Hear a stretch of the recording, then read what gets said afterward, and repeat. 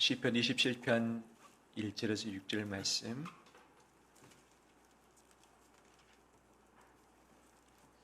교독하겠습니다. 여호와는 나의 빛이요 나의 구원이시니 내가 누구를 두려워하리요. 여호와는 내 생명의 능력이시니 내가 누구를 무수하리요.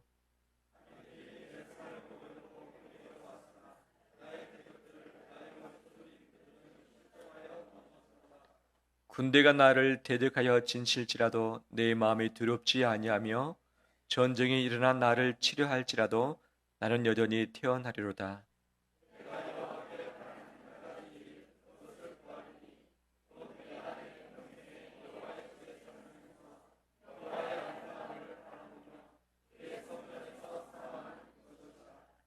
여호와께서 환난 날에 나를 그의 추막 속에 비밀히 지키시고 그의 장막 은밀한 곳에 나를 숨기시며 높은 바위에 두시리로다. 이제 내 머리가 나를 둘러싼 내 원수 위에 들리리니 내가 그의 장막에서 즐거운 제사를 드리겠고 노래하며 여호와를 찬송하리로다. 아멘. 저 앞에 나오신 의로운 성도님들을 축복합니다. 비가 오고 있고 또 비를 맞고 오신 분이 계시는데 우중에도 예배하기 위해서 오신 우리 모두에게 성령의 은혜의 담비를 충만히 부으시길 소망합니다. 우리 가까이 있는 분이 인사 나눌까요? 주의 성령의 충만한 비로 맞으십시오.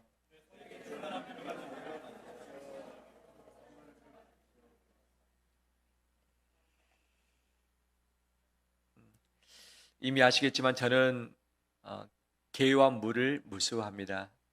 왜냐하면 개에게 물려받기 때문에 또 물에 빠져서 죽음에 이를 수 있는 그런 순간을 몇 번 경험했기 때문에 그렇습니다. 작은 개는 좋아하고 귀여워하고 이제 가까이 합니다. 하지만 등치가 크고 이빨이 사납게 드러나 있는 개를 볼 때에 저도 모르게 심장이 두근거리기 시작합니다. 가장 먼저 무엇을 보느냐? 개의 목줄이 어디에 있는가? 목줄이 있는가 없는가? 있는데 그냥 어떤 말뚝에 묶여져 있는가? 아니면 사람이 들고 있는가? 사람이 들고 있으면 어떻습니까? 개가 달려들면 주인도 그 힘을 감당치 못하면 풀려나는 것 아니겠어요? 그런데 아무리 크고 사나운 개라 할지라도 그 개의 목줄이 단단한 어떤 곳에 묶여 있다면 제가 두려워할 이유가 있을까요? 없을까요? 없죠. 없죠. 목줄을 봅니다. 목줄. 제가 물을 다 무서워하는가? 그렇지는 않습니다. 물을 볼 때 바닥이 보이는 물은 제가 너무 좋아합니다. 물을 즐겨합니다. 바다도 좋아합니다. 그런데 물속이 바닥이 보이지 않는 물은 보자마자 제 마음을 두렵게 합니다. 왜? 저 물속에 내가 마치 또 빠질까봐 또 호적거려서 제가 죽을 수도 있겠구나라는 그 상상력이 갑자기 머릿속에 그려지기 시작한 거죠. 물속에도 안 들어가는데 이미 제가 물속에 빠져서 허우적거리고 있는 상상력이 제 머릿속에서 돌아감으로 인해서 제 두려움이 심장에 머무는 거죠. 아무리 이것을 바꿔버리고 애를 쓰지만 이것이 안 되더라고요. 그래서 죽을 때까지 이것이 그냥 끌어안고 가야겠다라는 생각도 가지게 되어 봅니다. 우리 모두는 두려움의 대상이 분명히 있습니다. 저는 개와 물에 대해서 말씀드렸지만 똑같은 분도 계시고 아니면 전혀 다른 부분도 있는 것이죠. 두려움이 없는 사람은 아무도 없습니다. 왜? 우리 인간이 연약하기 때문에, 한계가 있기 때문에 두려움의 대상이 내용이 다를 뿐이지 없어질 수 없는 건 아닌 것이죠. 이 세상 사람들은 두려울 때 어떻게 반응하는가? 몇 가지의 반응이 있습니다.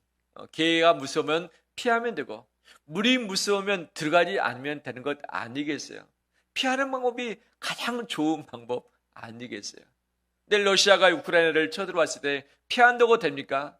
피하면 국가, 영토, 국민을 주권을 잃어버리기 때문에 이 주권과 그다음에 우리 국민들 그리고 영토를 지키기 위해서 바로 그 맞서 싸우는 것 아니겠어요? 피한다고 능사가 아니. 피하게 되면 가진 모든 것을 잃어버릴 수 있기 때문에 피할 수도 없는 내용은 반드시 맞서 싸울 수밖에 없는 거죠. 맞서 싸우기 위해서는 내 힘을 더 키워야 됩니다.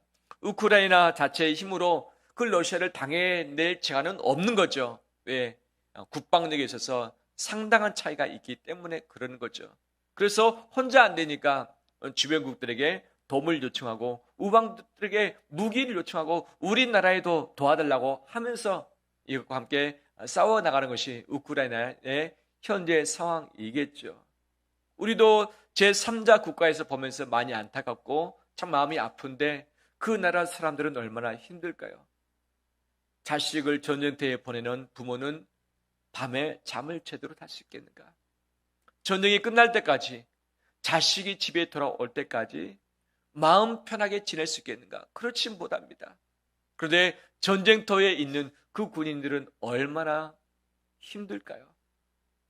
같이 옆에 있는 병사가 갑자기 총을 맞고 이 포탄에 맞아서 어느 팔다리가 잘려나간 상황에서 피를 흘려서 신음하고 있는 모습을 봤을 때, 갑자기 싸우다 봤더니 옆에서 죽어서 시신이 된 모습을 봤을 때 그 얼마나 큰 충격이 있을까요?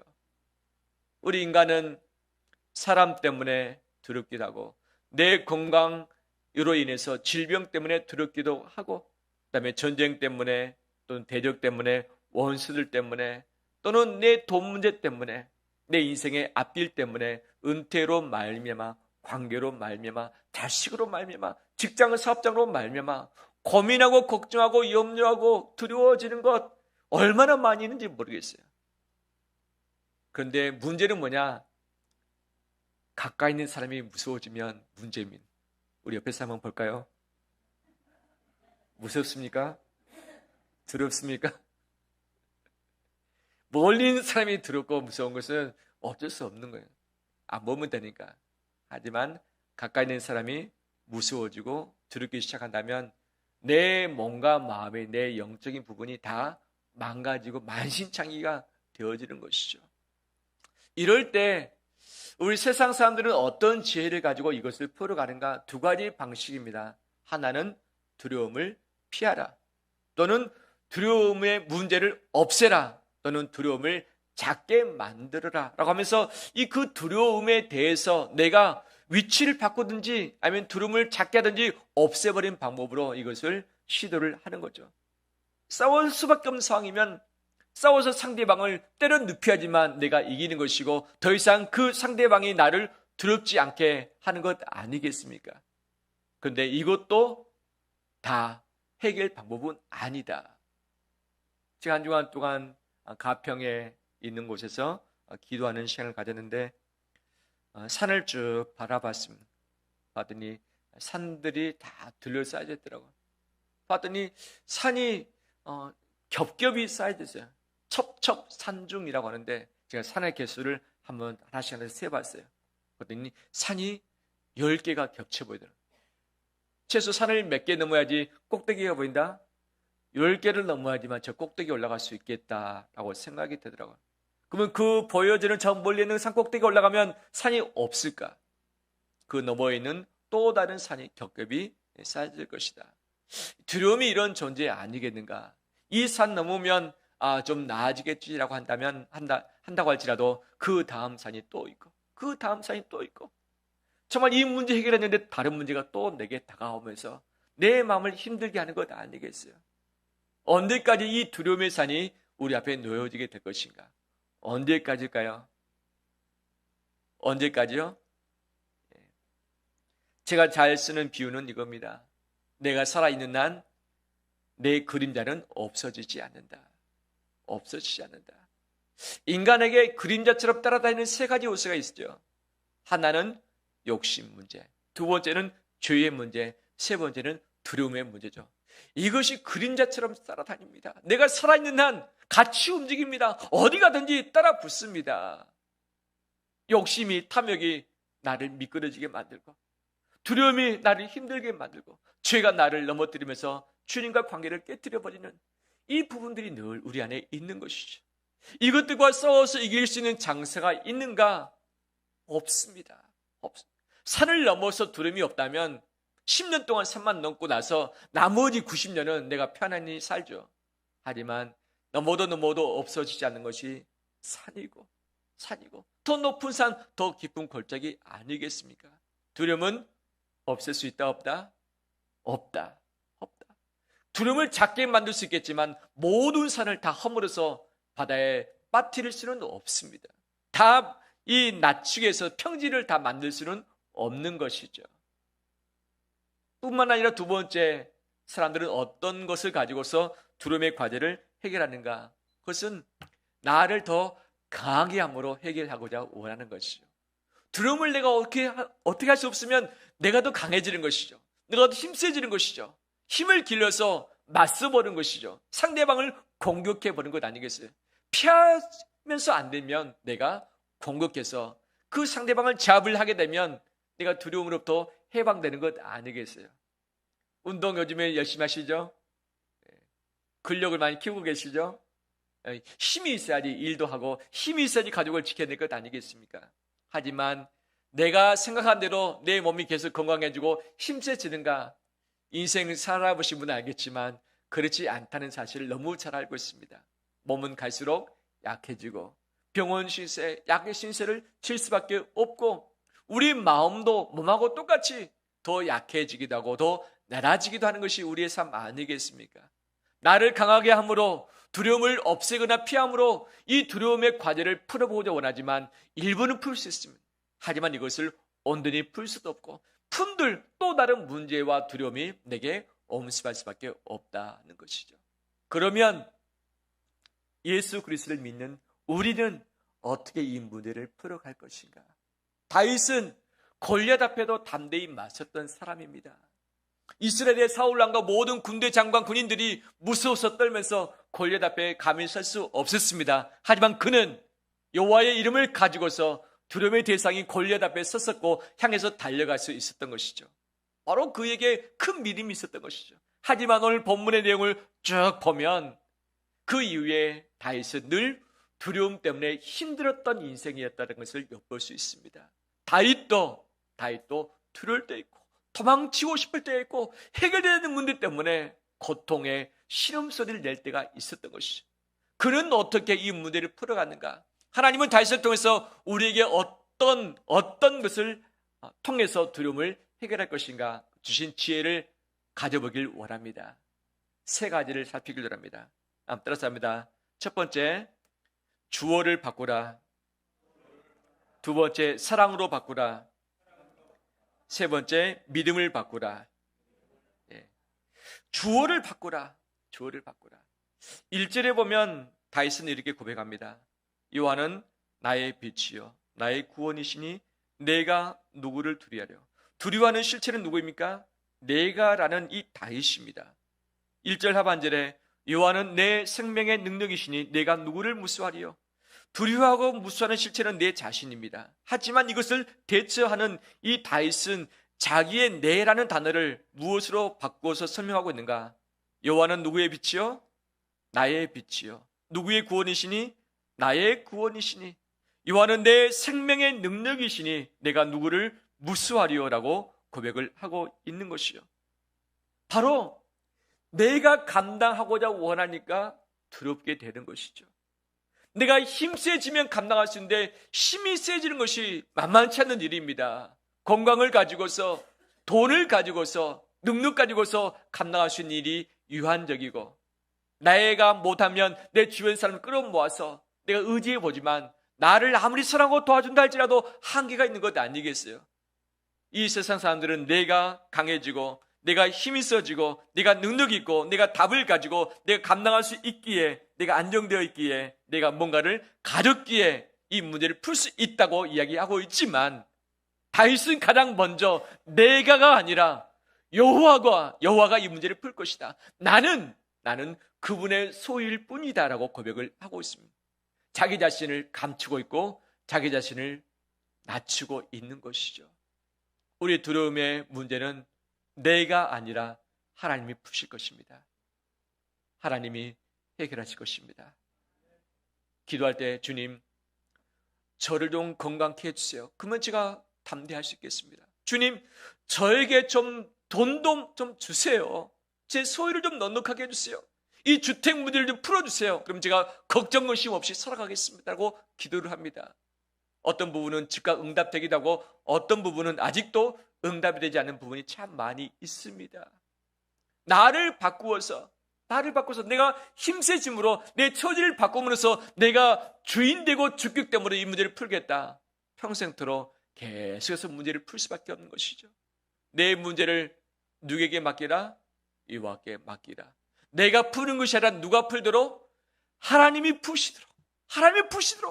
나는 그분의 소유일 뿐이고, 그렇기 때문에 그분이 내 빛이고 구원이시고 생명의 능력이다. 이 고백을 통해서 다윗은 이 문제를 풀어가고 있는 것이죠.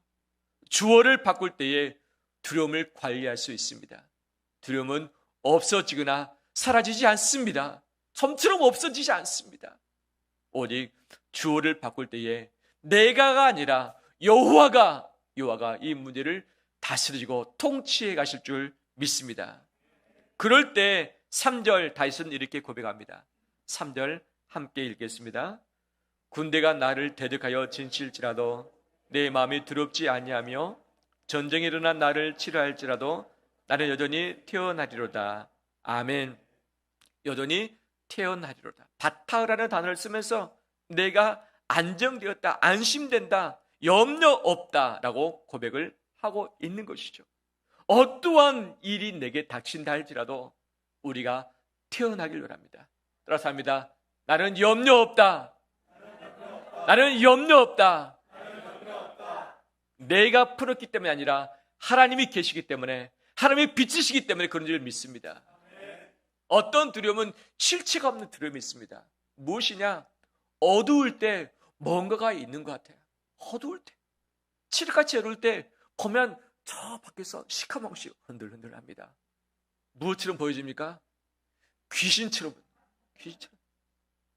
저 멀리서 하얀 속옷 같은 것이 흔들흔들합니다. 누가 있습니까? 천의 귀신이 흰옷 소복을 입고 있는 것 아니겠어요? 그 다음날 보면 흔들거렸던 시커먼 것은 아주 멋진 소나무의 가지였고, 저 멀리에 있던 소복 입은 여인을 봤더니 전봇대에 걸려진 비닐이었더라. 어떨 때? 날이 밝을 때 보니까. 우리는 실체 없는 두려움을 상상으로 만들어 놓고 스스로 우리 자신을 두렵게 만드는 것이 없습니다. 근데 어두울 때 자연히 그냥 자연스러운 것이 내게 두려움으로 상상되어서 내 스스로 넘어지게 되어지는 것이죠. 이럴 때 어떻게 하면 됩니까? 그 밤에 톱 가지고 가서 나무를 잘라버리면 되는 것 아니겠어요? 그 밤에 후레쉬 들고 와서 전봇대에 걸려진 그 비닐을 뜯어버리면 되지 않겠어요? 그리고보다는 빛이 있을 때까지 기다리면 이 문제는 해결될 줄 믿습니다. 어두울 때에 내가 두려움의 상상력이 커지는 것이죠. 또한 미래에 대한 두려움이 우리 안에 그렇게 역사를 해갑니다. 미래에 대해서 너무 터무니없는 걱정들을 만들어낸 거죠. 우리나라 전쟁 나면 어떻게 될 것인가? 망하게 되면 어떻게 될 것인가? 국민연금 못 받게 되면 어떻게 될 것인가? 노령연금 못 받게 되면 어떻게 될 것인가? 내 직장 없어지면, 내 직장 망하게 되면, 내 건강 잃으면, 내 가족이 잘 안 되면 어떻게 될 것인가?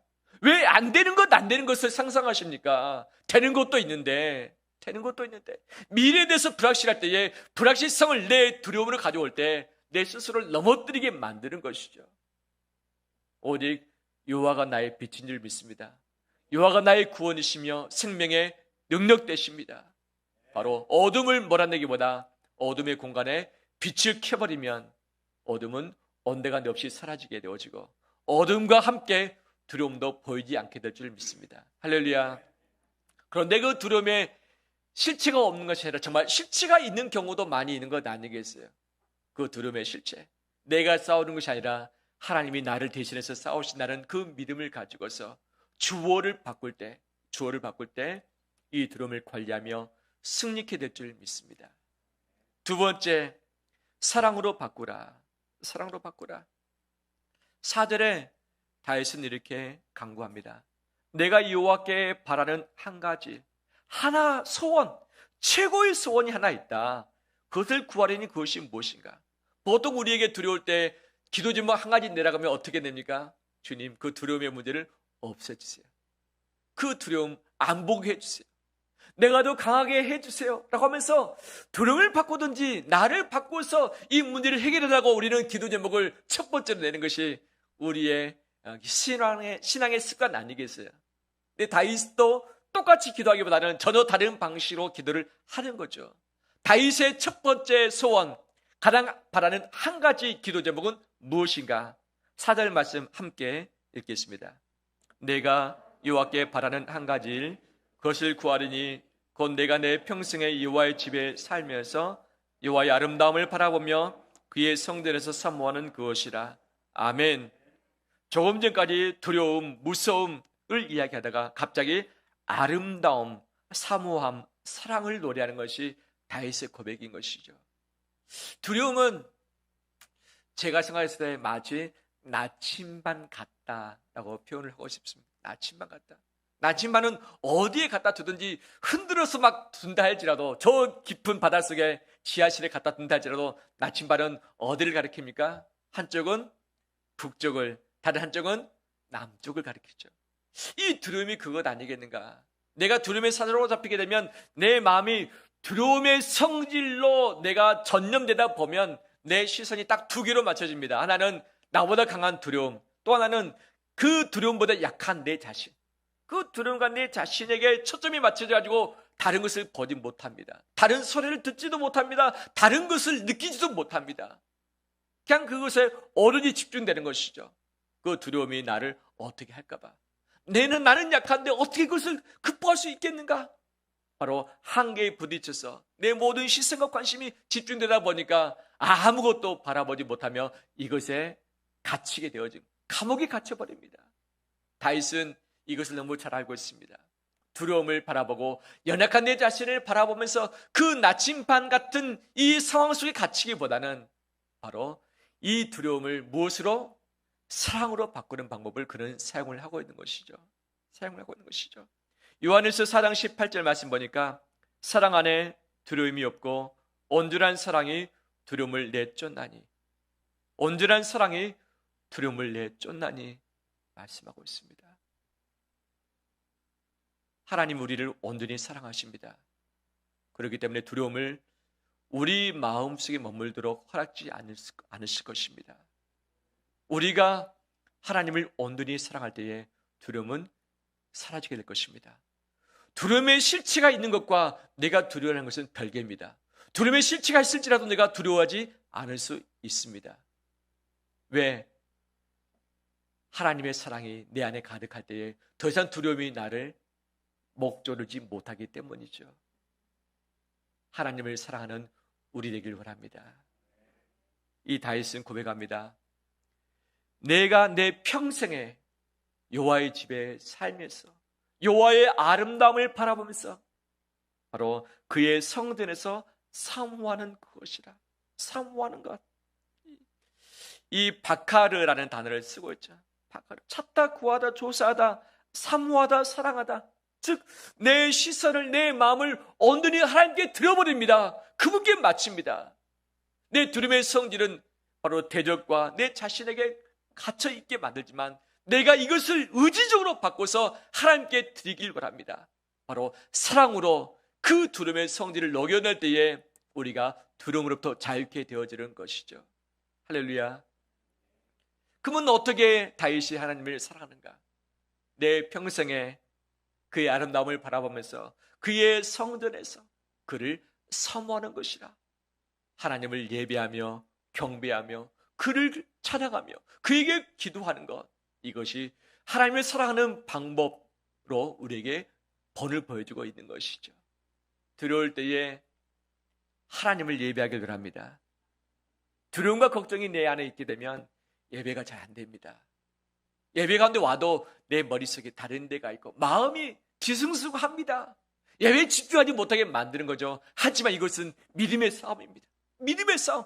내가 어떻게든지 예배를 온전히 드리겠다. 하나님께 집중하겠다. 내 온 정성을 다해서 하나님을 찾겠다고 하면서 예배당을 찾으면서 바로 예배의 장소를 찾으면서 내가 붙들고 엎드릴 때에 더 이상 두려움이 나를 입벌리고 나를 달려들지 못하게 될 줄 믿습니다.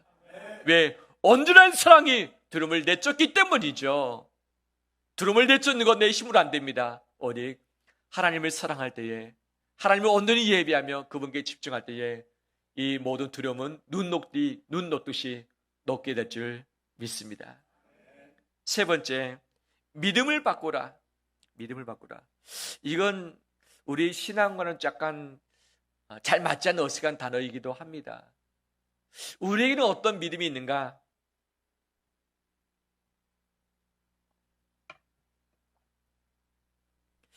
여러 가지 많은 믿음이 있습니다.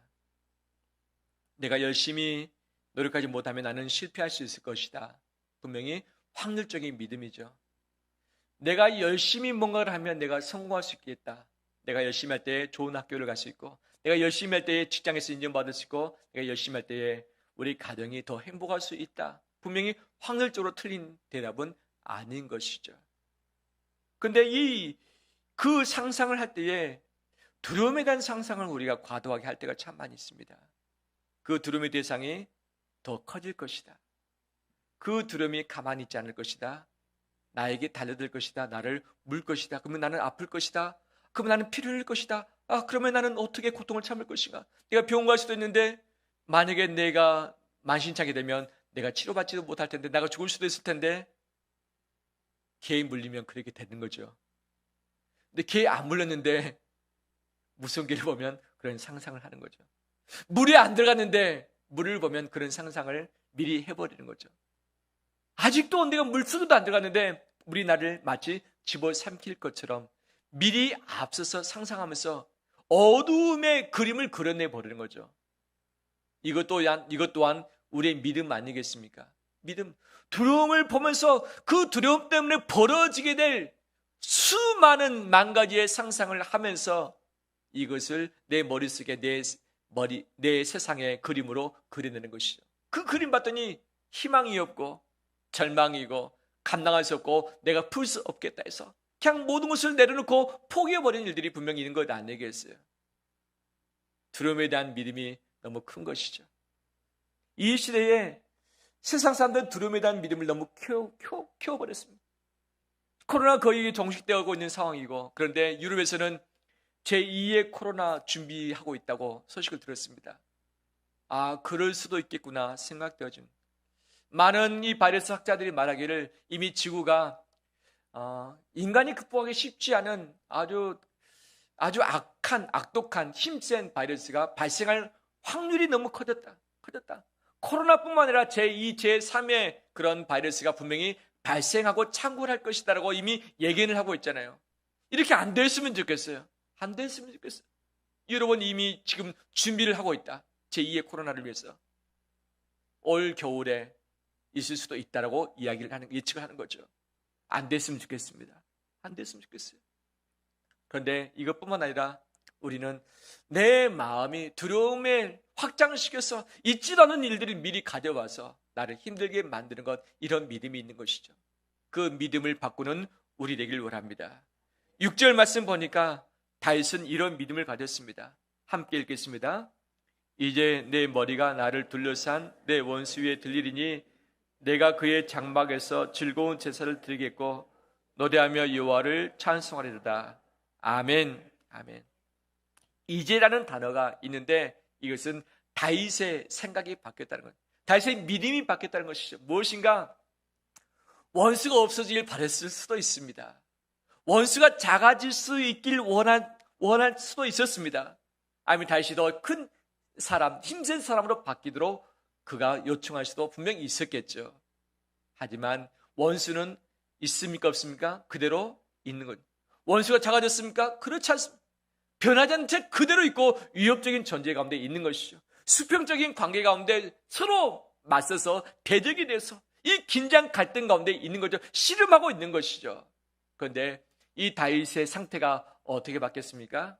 수평적인 관계에서 다윗은 어디에 있습니까? 이제 내 머리가 나를 둘러싼 내 원수 어디에? 위에.